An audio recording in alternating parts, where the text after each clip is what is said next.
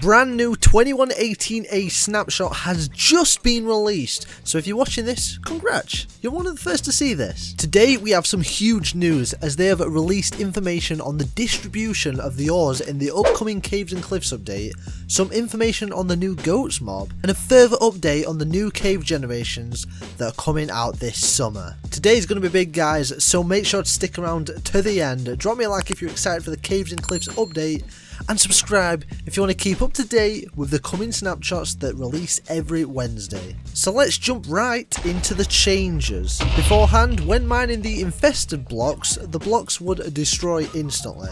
This, however, has been tweaked, as now it takes half the time to be destroyed compared to their non-infested counterparts. As you may or may not know, the new goat mob often uses a ram attack when provoked, which if you didn't know is actually how you get the horns. However, the screaming goats will now use their ram attack more often than the other goats, which makes sense because boy are these guys angry. Now for the very interesting ore distribution, which I cannot wait for. Mojang have provided us with this wonderful graph right here, and they made it very clear to us that this is not the finalised graph and will likely be changed or tweaked slightly in the future. So what's happening in this graph and what does it all mean? Well, first off, if we start by looking down here, as we can see, this is the ore distribution for all the different ores before the Caves and Cliffs update. As you can see, obviously most ores were found much lower down and did not generate below Y0. This is because this is where bedrock hit and you couldn't really get below bedrock. This was the bottom of the world and where the void could be found. However, because of the new Caves and Cliffs update, if you didn't know, the sky limit has been raised to Y312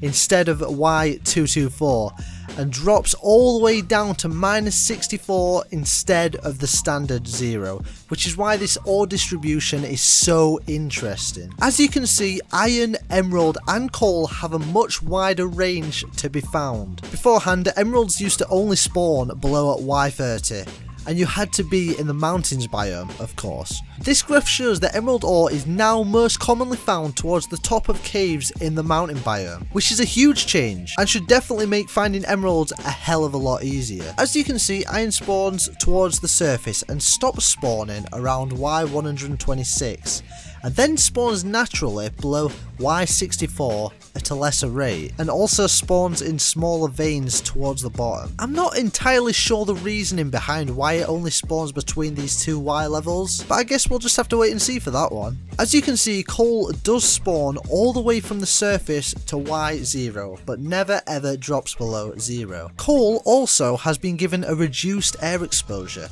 which if you didn't know means it is less likely to spawn on the surface of like either a mountain or inside a cave, meaning it can still be found, but you will most likely have to potentially strip mine for it.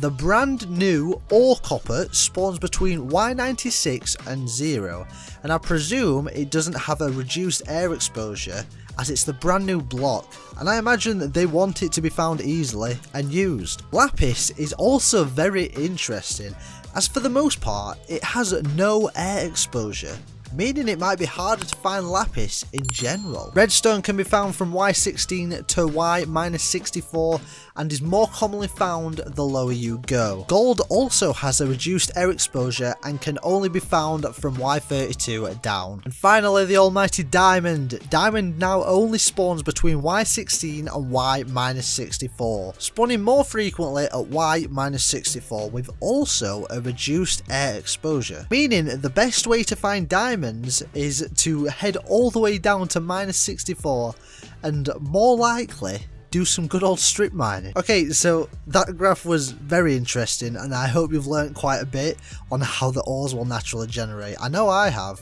But before I end the video, I've just got a few more things I need to add in. The spawning rate for copper ore has been reduced to compensate for the large ore veins. Large ore veins are slightly more rare and slightly smaller on average, but the size varies a lot, so you can still find huge ones. There is also an increased chance of finding raw ore blocks in ore veins. Cave carvers now generate below at Y0 in ocean biomes, as they didn't before. Some great news here in my opinion. As I complained about noodle caves in the last video, I stated they definitely needed tweaking, and they've tweaked them. The minimum size of noodle caves and carvers has been increased to make them a lot easier to traverse and less likely to break up into fragments. Noodle caves also no longer generate above Y30, so the surface should be less riddled with holes. Deep slate blobs have been removed above Y0, and the vertical range of the smaller blobs of iron ore have been extended to make it possible to find iron